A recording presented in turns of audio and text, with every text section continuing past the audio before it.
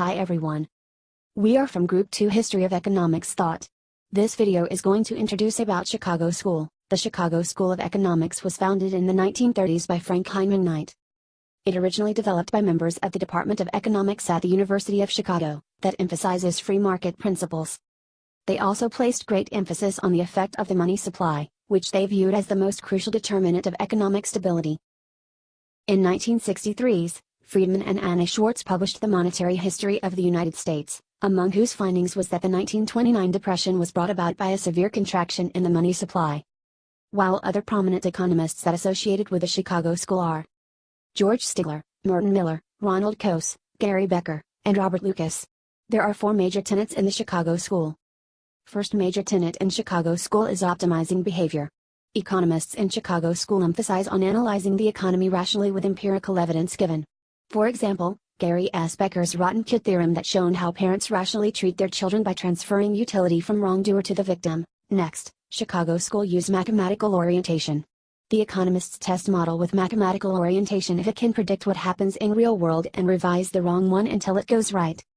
Another major tenet is limited government. This is to control money supply to the economic trend. It promotes some models that can analyze government to against Keynesian's claim on. The last major tenet for Chicago School is rejection on Keynesian. The economists disproved monetary policy that can balance a trade-off between inflation and unemployment. They also think that Keynesian relied too heavily on demand to explain changes in productivity and unemployment.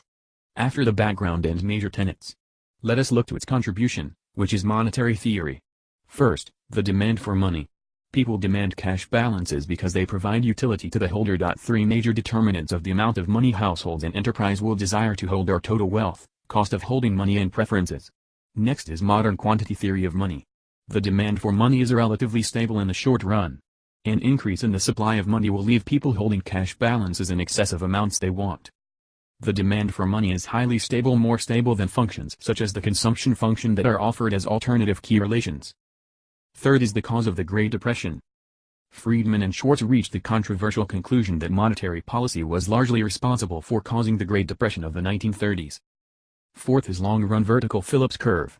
Employment rate tends to be full employment in the long run without affecting by the actual inflation rate. Now we move to another contribution, which is economic liberalism. The market system protects not only economic freedom but also political freedom. Several of Friedman's reforms have been enacted, others are still the subject of public debate. Friedman's admirers and critics alike agree that he has established that money matters in the economy. Now we move to economic prominent of Chicago School.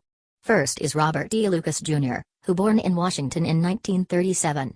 He is Bachelor of Arts in History and Ph.D. of Economics in Chicago. He received the Nobel Prize in Economics in 1995 for having developed and applied the hypothesis of rational expectations. His rational expectation can be separated into three, and the first goes beyond Friedman's analysis. In Lucas' model, based on available information, they form expectations about future prices and quantities and used it to maximize their expected lifetime utility. Next is Lucas' critique of economic policy making, which holds that relationships that appear to hold in the economy, such as relationship between inflation and unemployment, that could change in response to changes in economic policy. Last one is Lucas's aggregate supply analysis. It distinguished between short-run and long-run aggregate supply. In New Classical Model, an unanticipated change in aggregate demand does affect the level of real output but only temporarily, while an anticipated change in aggregate demand has no effect on real output and employment. Second prominent is Gary Stanley Becker. He was a professor in economics and sociology at the University of Chicago. He was awarded the Nobel Memorial Prize in Economic Sciences in 1992. He was best known for 5 books, which were The Economics of Discrimination, Human Capital, Economic Theory, A Treatise on the Family, and The Economic Approach to Ec. First is discrimination. Discriminators have a preference for discrimination. This preference will still be subject to market forces. The market will impose costs upon discriminators, reducing discrimination. Second is investment in human capital. Becker was the first to distinguish between general and specific training. The theory of human capital helps explain a wide range of empirical phenomena that have either been given ad hoc interpretations or have baffled investigators. Now human capital is going to be an important part of thinking economic problems. Next is theory of the allocation of time. Time used is a cost, and will be optimized. Higher incomes will lead people to move to goods-intensive commodities. Worker with higher income will have higher opportunity cost to have children compared to worker with lower income because their time contain higher value. Last concept is on the family. Imagine each family as a little factory, a multi-person unit producing meals, health, skills, children, and self-esteem from market goods and the time, skills, and knowledge of its members. It's separated into 4 stages, which are marriage, fertility, altruism and divorce.